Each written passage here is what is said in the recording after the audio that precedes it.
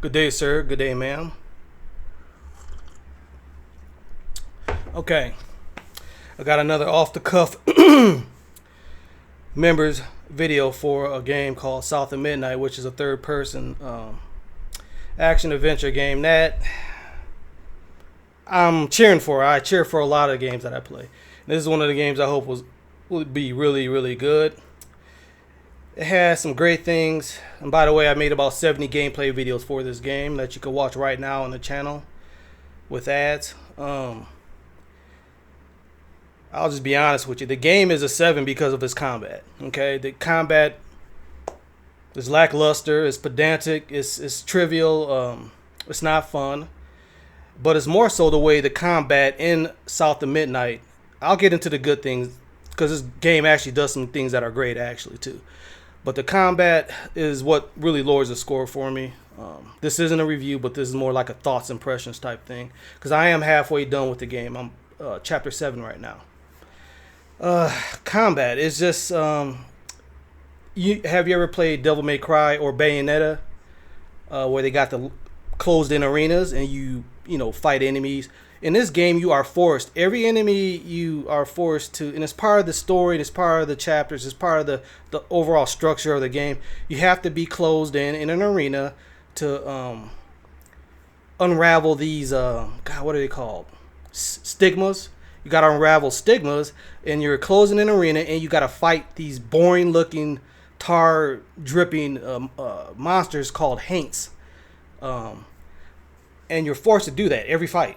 Okay, so there's times where you got to walk around a cottage and you got to do that 4 times in 4 different sequences being closed in. If the combat was like, if the combat was good, I wouldn't have an issue with it. But the combat is really janky in a bad way, and it just isn't fun. If the combat was good in this game, I swear it would be 8 out of a 10 game. It would be, because everything else, some of the things that it does good, it does great. Like the music. They have music that plays into sequences in gameplay. It's not like Hi-Fi Rush where it's gameplay mechanically involved, but like you fight a boss, there's a song saying the boss's name and how big and bad the boss is. It's really good, and I love the music in general. I like the gospel with the different tones of the southern, because this takes place in a place called Prospero, which is loosely based in southern, like Louisiana. From what I could see, it's like Louisiana. Got a lot of swamps and stuff, and the Creole, the French and stuff, culture. Really good. The art is amazing. I love the art. I love how the game looks. This is on Xbox Series X via Game Pass. It looks amazing, but the combat weighs everything down. As you can see here, there's sequences. I was called, as I was playing, Ratchet and Clank sequences, because you basically have a doll called Crouton. That's a childhood doll of the protagonist Hazel that you see on the screen right now. And you can use Crouton to get through little cubby holes, and he can go and turn on generators and whatnot. I like that part of the gameplay. Traversal is very average. The jumping, the dashing, all that.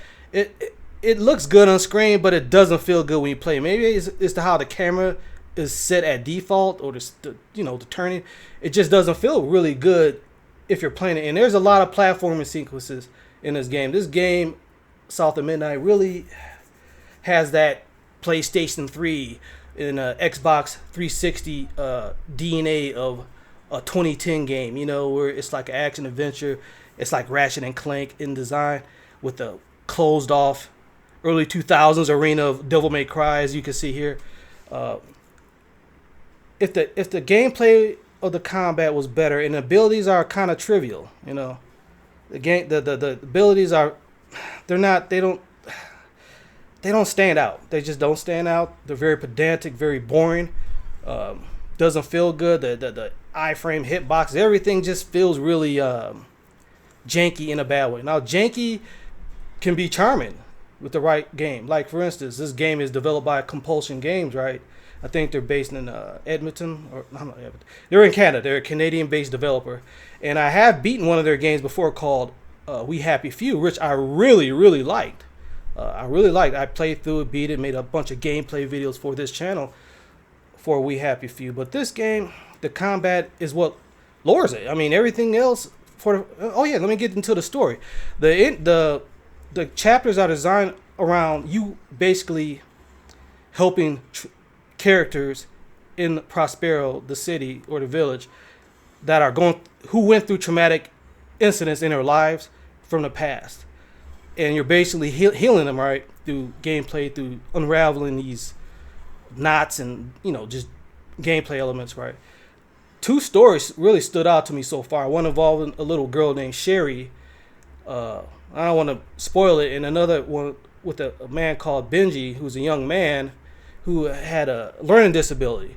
I'm not going to get into the specifics, but the writing is really good for those two stories.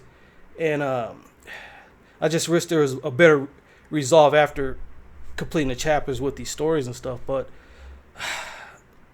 like I said, the combat weighs everything down. But the overall, everything else is pretty good, actually. That's the sad part about it, because I cheer for every game I play. I love video games. I love the industry. I want the industry to prosper, and I'm just not, enjoying the combat in this game right now. I'm just not. But there are some great elements in it. If you want a game that has Southern folklore, which I don't play that many games of that have Southern folklore and creatures and everything. Do you? Okay. So the setting is unique. The music is really good.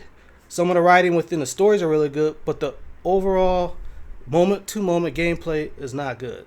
That's all, basically what I gotta say about this game. So, thank you for watching, and don't forget to check out Bobby Vegas Gaming. Thank you.